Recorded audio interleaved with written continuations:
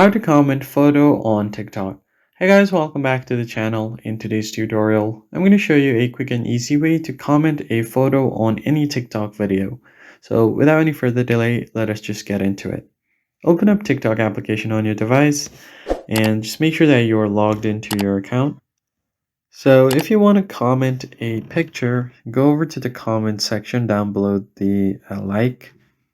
Once you open it up, as you can see, many people are commenting pictures over here.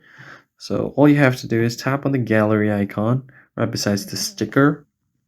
And then from here, you can select any picture that you want to comment. So I'll just select this random picture here.